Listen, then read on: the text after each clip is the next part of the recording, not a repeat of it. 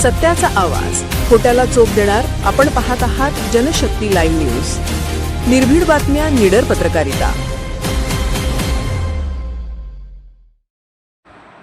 बाळूमामांच्या मेंढ्यांच्या विक्रीवर आता सीसीटीव्हीचा वॉच.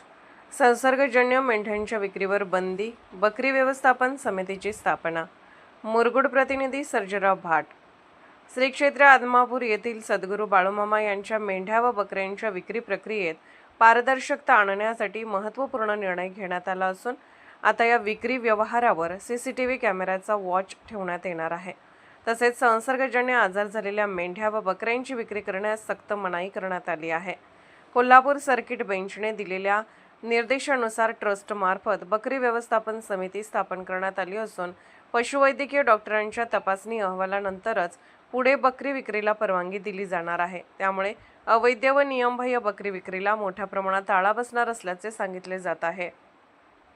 सद्गुरू बाळूमामा यांच्या नावाने ओळखल्या जाणाऱ्या या मेंढ्या व बकऱ्यांना राज्यभरातून मोठी मागणी असते. धार्मिक श्रद्धा आणि परंपरेमुळे येथे दरवर्षी हजारो भाविक येऊन बकऱ्यांची खरेदी करतात. मात्र मागील काही महिन्यांपासून पशुसंवर्धन विभागाच्या सूचनांमुळे आणि संसर्गजन्य आजारांच्या पार्श्वभूमीवर विक्री प्रक्रियेवर निर्बंध आणण्यात आले होते.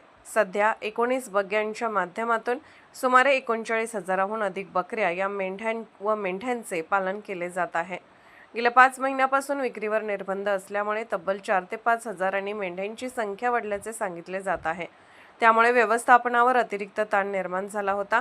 या पार्श्वभूमीवर न्यायालयाने स्पष्ट मार्गदर्शक सूचना दिल्यानंतर ट्रस्ट समिती स्थापन करण्याचा निर्णय घेतला.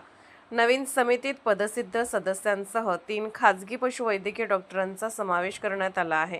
या समितीमार्फत प्रत्येक मेंढीची तपासणी केली जाणार असून संसर्गजन्य आजार आढळल्यास त्या मेंढ्यांची विक्री पूर्णपणे बंद ठेवण्यात येणार आहे.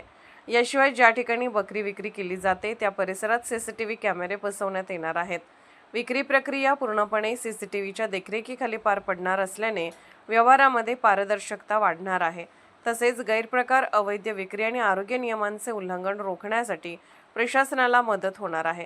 स्थापन करण्यात आलेल्या बकरी व्यवस्थापन समितीत मानद अध्यक्ष म्हणून धैर्यशील भोसले, कार्याध्यक्ष पुंडलिक होसमने, सचिव रावसाहेब कोणकेरी, पोलीस पाटील विनायक शिंदे यांच्यासह पशुवैद्यकीय तज्ज्ञ डॉक्टर अभिजित कुलकर्णी, डॉक्टर निळकंठ लंबे आणि डॉक्टर विनोद जाधव यांचा समावेश करण्यात आला आहे.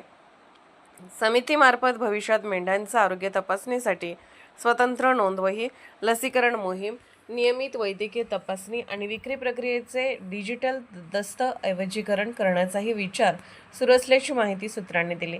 भाविकांची श्रद्धा आणि पशुधनाचे आरोग्य या दोन्ही बाबी लक्षात घेऊन घेतलेला हा निर्णय महत्त्वपूर्ण मानला जात असून यामुळे बाळूमामांच्या मेंढ्यांच्या व्यवस्थापनात अधिक शिस्त आणि पारदर्शकता येण्याची अपेक्षा व्यक्त होत आहे.